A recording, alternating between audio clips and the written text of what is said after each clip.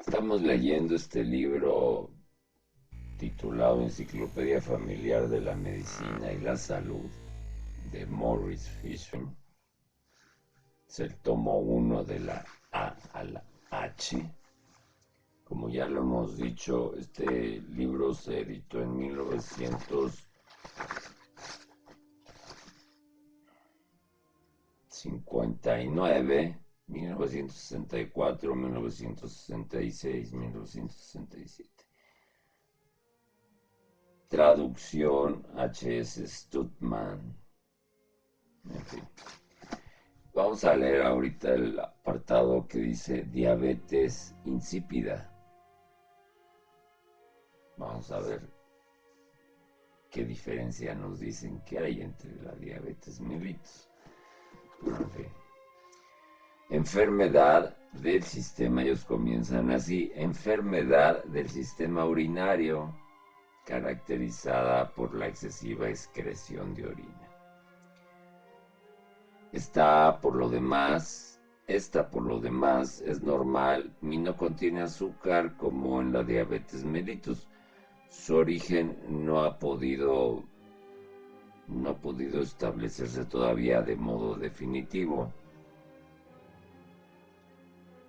En un caso específico puede provenir de un deterioro de la pituitaria causado por hemorragia, infección o tumor.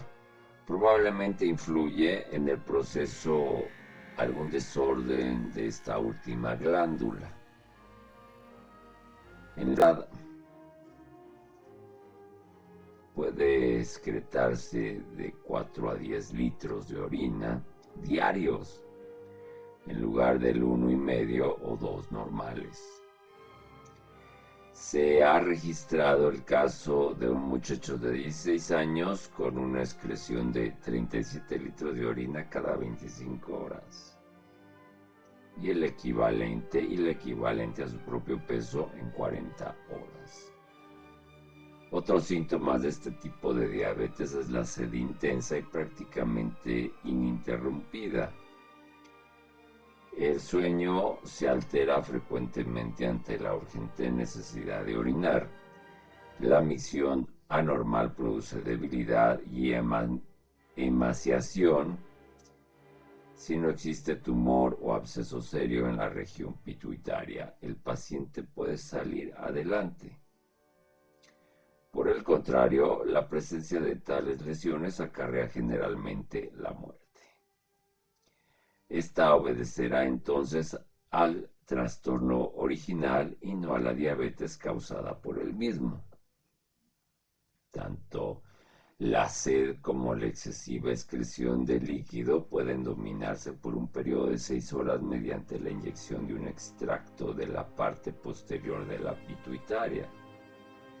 Esta sustancia, inhalada en forma de polvos, produce el mismo efecto, pero tomada oralmente resulta aparentemente ineficaz. En casos graves se ha conseguido dominar la enfermedad con la extirpación del tumor responsable o la pituitaria. Véase también diabetes. Este es el apartado de la diabetes insípida de este libro, Enciclopedia Familiar de la Medicina y la Salud, de Morris Fishman, tomo 1 de la A a la H. Si lo pueden leer en una biblioteca, háganlo. Si lo pueden consultar, si lo pueden comprar, pues qué mejor. No hay nada mejor, no hay mejor inversión que invertir en la salud. Y esto es parte de la educación en su salud. Gracias. En esta ocasión tengo en mis manos este libro titulado Enciclopedia Familiar de la Medicina y la Salud, y es de Morris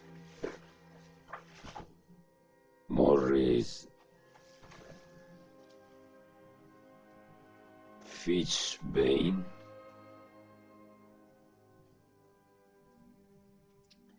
MD, es el tomo número 1 de 2. Este es de la A a la H. Este libro al parecer se editó en 1966. Y bueno, el original es de 1964-1967 por H.S. Stutman Co. o Incorporated, de todos, bueno, todos los derechos. Está impreso en los Estados Unidos y el título en inglés de 1959, The Modern Family Health Guide, de 1959 por Nelson Doubleday. Vamos a leer el apartado que se llama diabetes, bueno, que se titula Diabetes.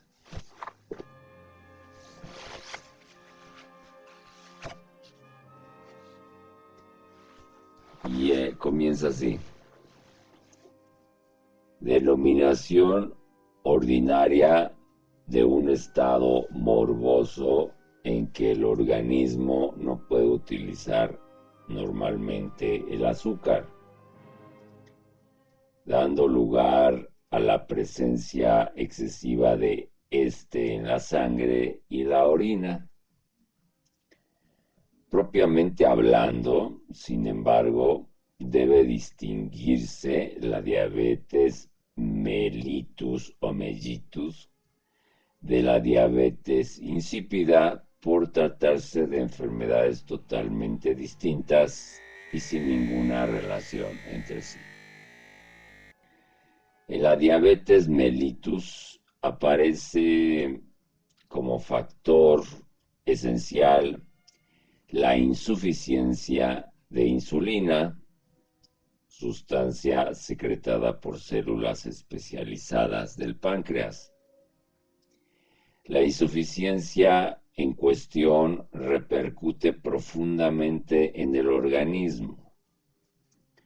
El azúcar producido en la digestión intestinal de los hidratos de carbono llega con la sangre al hígado, donde se convierte en glicógeno, que puede almacenarse en el mismo hígado y los músculos y reconvertirse rápidamente en azúcar combustible cuando lo requiera el trabajo muscular.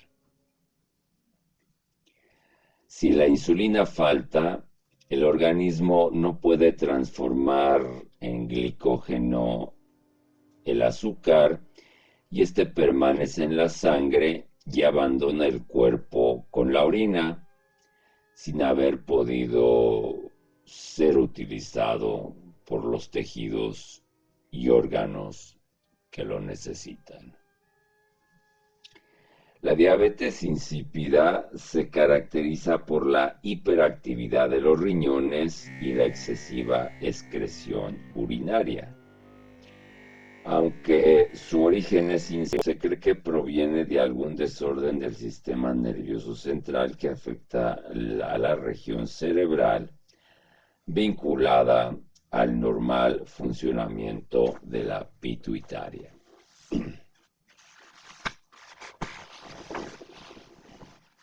Hasta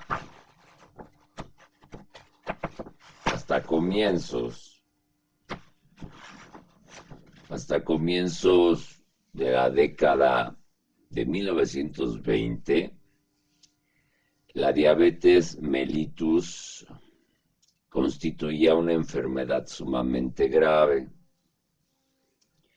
Todos los diabéticos morían jóvenes y los niños afectados solo podían esperar una corta existencia. El temor a esta enfermedad quedó disipado con el descubrimiento de la insulina y su capacidad restauradora del metabolismo del azúcar, perturbado en los diabéticos. Aunque Aunque la enfermedad exige constante atención y hábil tratamiento, hasta los niños pueden hoy superarla, emprender vidas activas, casarse y tener prole. El doctor P. Joslin,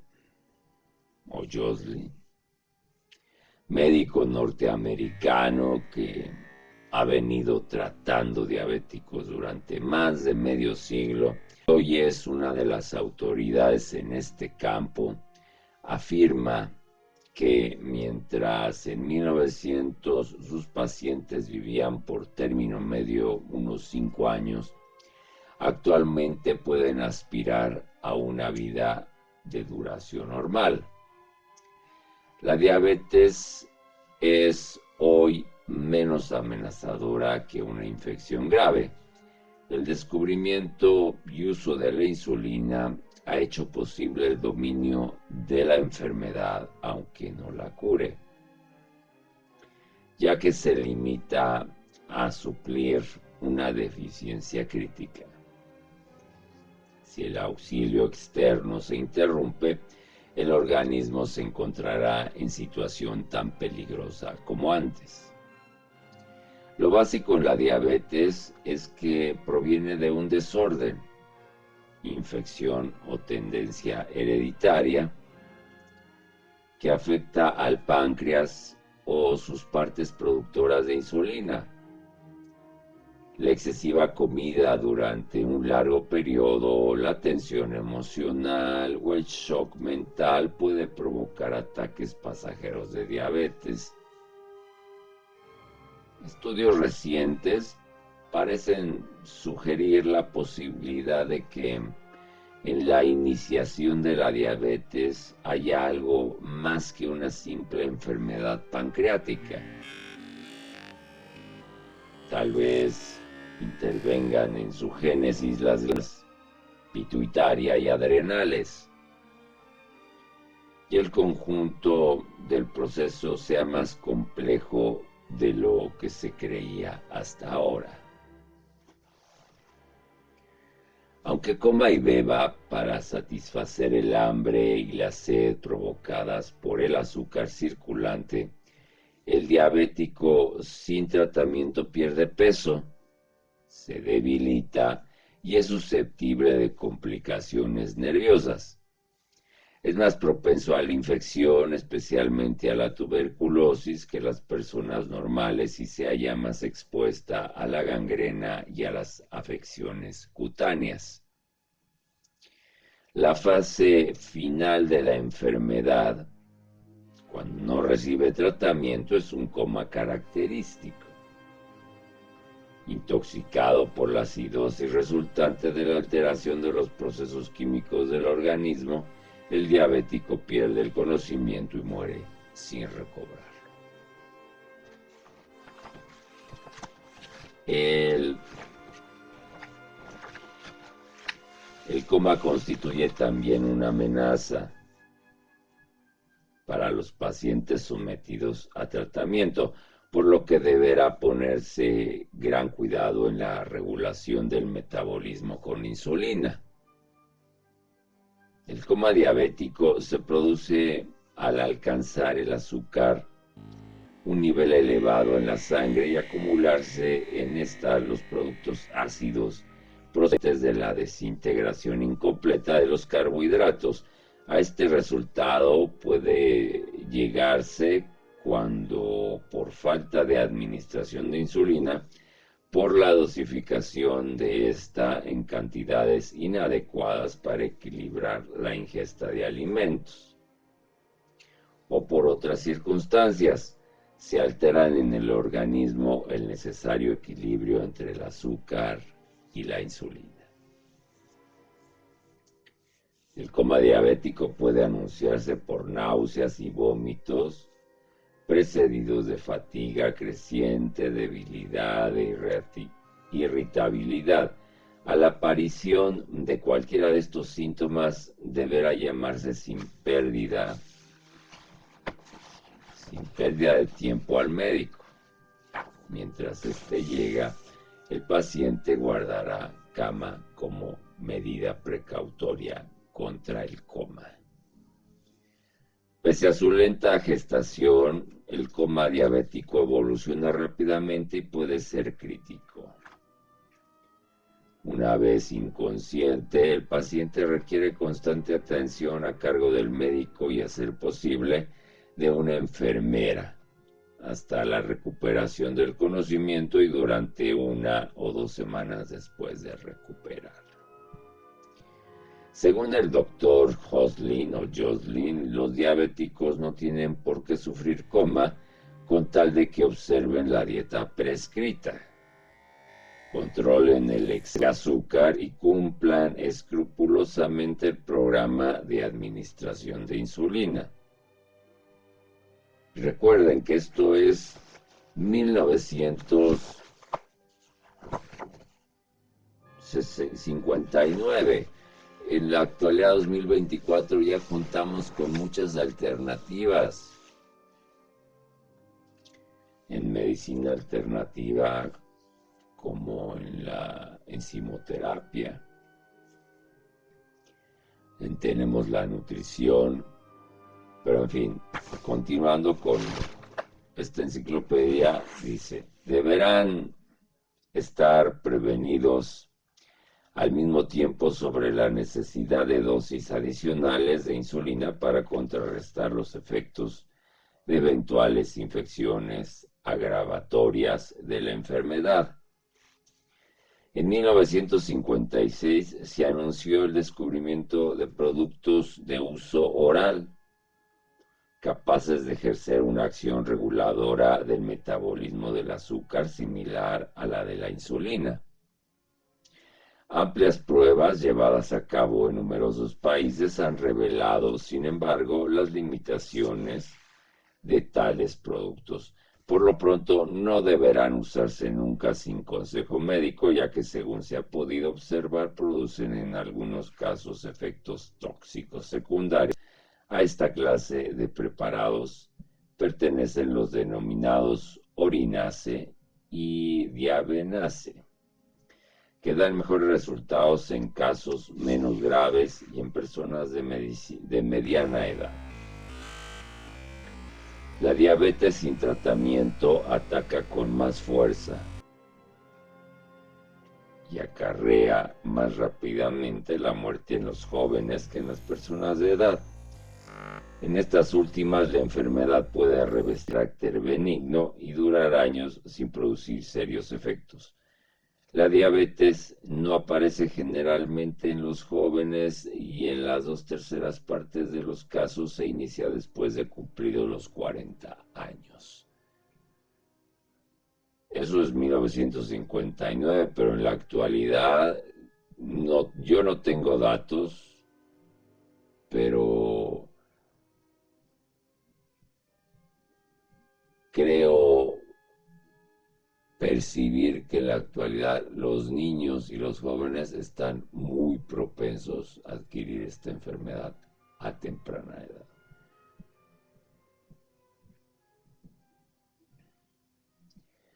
Después de cumplir los 40 años, uno de los factores más importantes relacionado con la génesis de la diabetes es el exceso de peso, que en las modernas condiciones de vida, en que se come más y se trabaja menos de lo necesario para quemar lo que se consume, contribuye a agravar constantemente el problema. En definitiva, la gente engorda demasiado a costa, muchas veces, de contraer diabetes. Y recordemos que la industria alimentaria ha avanzado mucho, ¿no? Han crecido la cantidad de dulces que consumen los niños y jóvenes, ¿no? Esto es 1959, no podemos comparar la industria del azúcar en 1959 como la que tenemos en 2024. Pero continuando. En definitiva, la gente engorda demasiado a costa muchas veces de contraer diabetes. Aunque existen tendencias hereditarias a la diabetes, constituye un rasgo recesivo, lo que significa que de no incorporarse a la familia nuevos miembros predispuestos a la diabetes, esta tenderá a desaparecer en la misma. El matrimonio más susceptible de engendrar prole diabética será aquel en que ambos cónyuges, además de ser diabéticos, tengan predecesores diabéticos. En este caso, bien pudiera ocurrir que todos sus hijos sufran la enfermedad. En cambio, cuando solo un cónyuge es diabético y el otro, además de no serlo, carece de antecedentes familiares diabéticos, existe mucho menos fundamento para temer que los niños resulten afectados por la enfermedad. En el matrimonio de dos no diabéticos, cuyas familias acusen un número sustancial de casos de diabetes, puede manifestarse la tendencia a esta, aunque no forzosamente, 1 de cada 4 hijos. En nuestros días forma parte indispensable del tratamiento el control de la dieta. Si ésta no se coordina con la de la administración de insulina del modo más escrupuloso, puede pasarse complicaciones. Como el fenómeno de la diabetes no constituye un proceso aislado, si una parte se altera, todo el conjunto resulta afectado. La cantidad normal de azúcar en la sangre varía de 80 a 120 miligramos por cada 100 centímetros cúbicos. Naturalmente, la proporción es mucho más elevada en el diabético. La reducción de la ingesta de carbohidratos, azúcares y almidones constituye, pues, un factor básico en la modificación de la dieta. La reducción se llevará a cabo con cuidado, sin embargo, ya que el metabolismo de las grasas no se realiza debidamente en ausencia de los carbohidratos y existe el peligro de acidosis.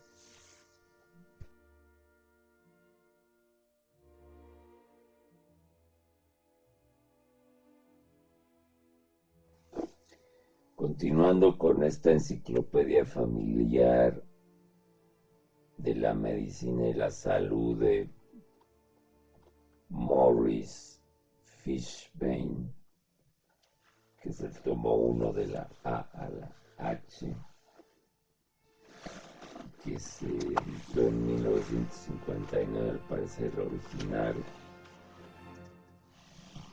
The Modern Family Health Guide,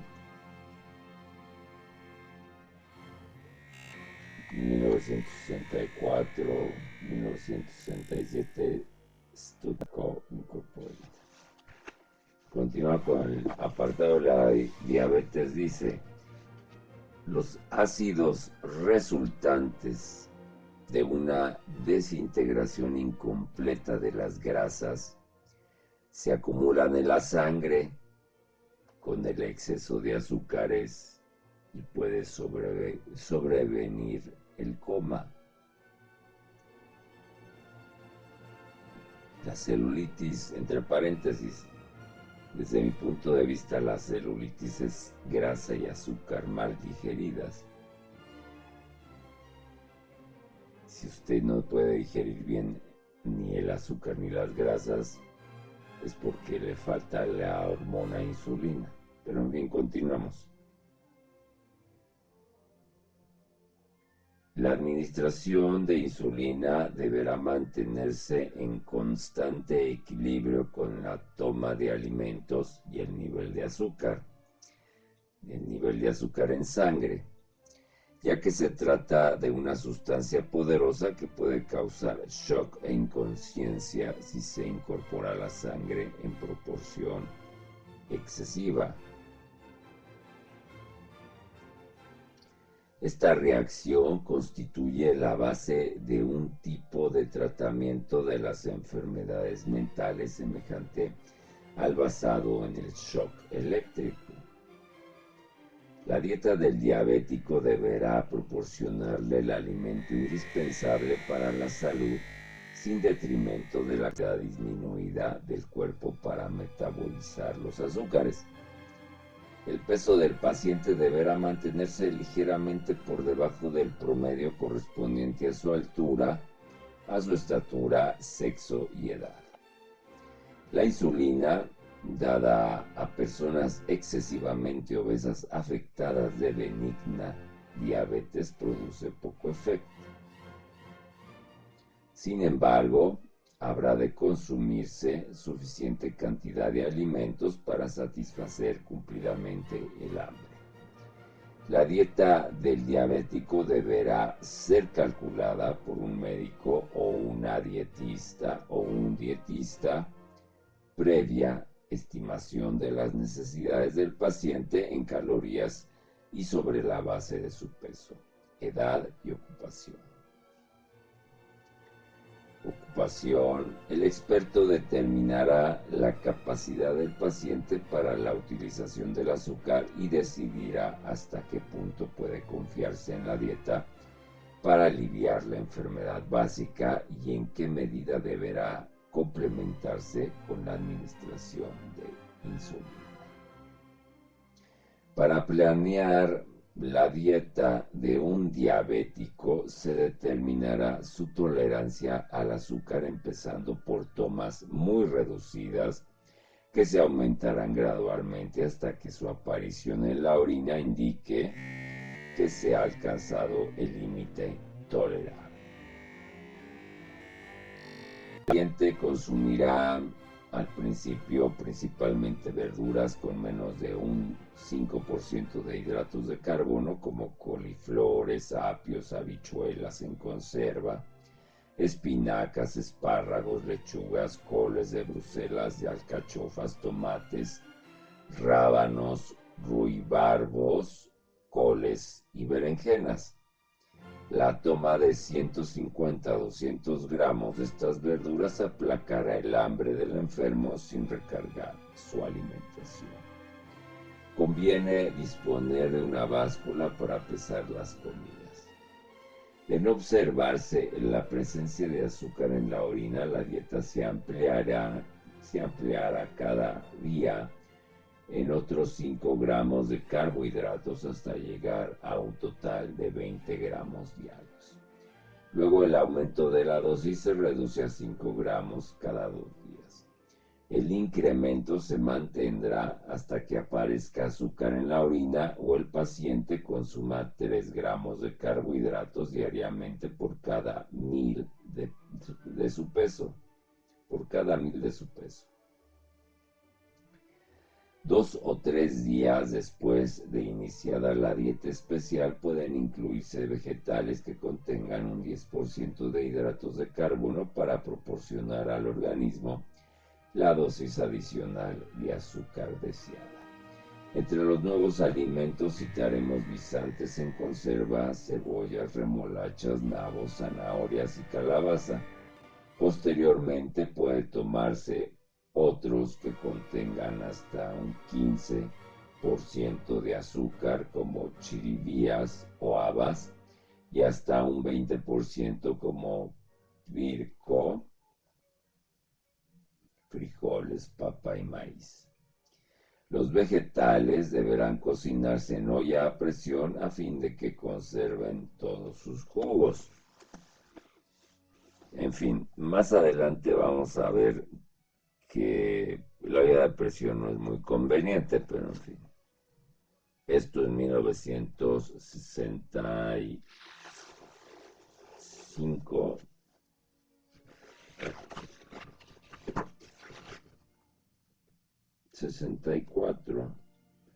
1959, perdón. Estamos en 2024 y hemos descubierto muchas cosas acerca de la cocción de los alimentos. Aunque generalmente se proscribe el plan, o más bien se proscribe el pan de la dieta diabética a causa de su gran contenido de almidón, pueden consumirse panes especiales de harina de gluten en cuya etiqueta se indica ordinariamente la cantidad de carbohidratos y proteínas que contiene. No hay nada como no integrarlo. La aparición de azúcar, eso no dice el libro, pero ya es una experiencia personal. La aparición de azúcar en la orina del paciente puede exigir bien un corto ayuno hasta el retorno a la orina clara, bien la administración de insulina, bien un corto ayuno hasta el retorno a la orina clara, bien la administración de insulina. Esta última permite a los diabéticos ampliar su régimen de alimentación y reduce o elimina la necesidad del ayuno. Ello supone mejora del estado de salud y aumento de la expectación de vida. Como los diabéticos son propensos a ciertas enfermedades, deberán observar precauciones higiénicas específicas. Se aconseja un periodo de sueño de 8 a 10 horas, así como el reposo después de la comida, el aire puro y el adecuado soleamiento. Deberán evitarse, sin embargo, las quemaduras solares, ya que la piel del diabético de escasa resistencia podría sufrir infección en caso de lesión. Los diabéticos cuidarán a sí mismos de que su piel no se vuelva demasiado seca. Evitarán en consecuencia el uso de jabones fuertes que tienden a secar la piel y aumentar el riesgo de... Conviene el empleo de algún buen lubricante cutáneo como el Colcrem o la crema de lanolina. Es esencial el cuidado de los pies, ya que cualquier anormalidad en ellos puede tener serias consecuencias. El diabético usará calzado adecuado para consultará al pedicuro si sufre callos o durezas y someterá a la atención médica hasta la menor contusión o herida. No deberá usarse ni el yodo ni otras sustancias fuertes, Se evitarán asimismo las ligas prietas que pueden dificultar la circulación y favorecer la gangrena. El ejercicio será moderado y proporcionado a la edad. El estado de la persona, la antigüedad de su dolencia y la toma total de alimentos e insulina. El ejercicio deberá, en fin, guardar proporción con el consumo de calorías. Se evitarán los baños excesivamente calientes, susceptibles de producir quemaduras con la siguiente lesión o destrucción de tejidos. El consumo de bebidas alcohólicas deberá ir acompañado del exacto conocimiento de la cantidad de calorías que se ingieren, ya que un solo de alcohol equivale a 7 calorías. Los refrescos contienen generalmente demasiado azúcar para convenir a un diabético. El tabaco no es perjudicial con tal de que se use con moderación. Yo no lo recomiendo. Esto es el libro, esto es lo que dice la enciclopedia familiar de la medicina y la salud. Morris Fishburne.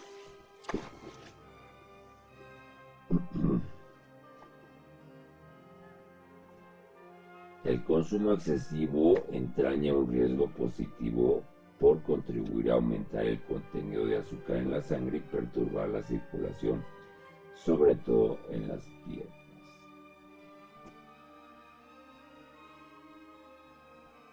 El doctor A.M. Sindoni recomienda el siguiente conjunto de sencillas reglas a los diabéticos para conjurar la amenaza de acidosis o coma que supone para ellos la elevación indebida del nivel del azúcar.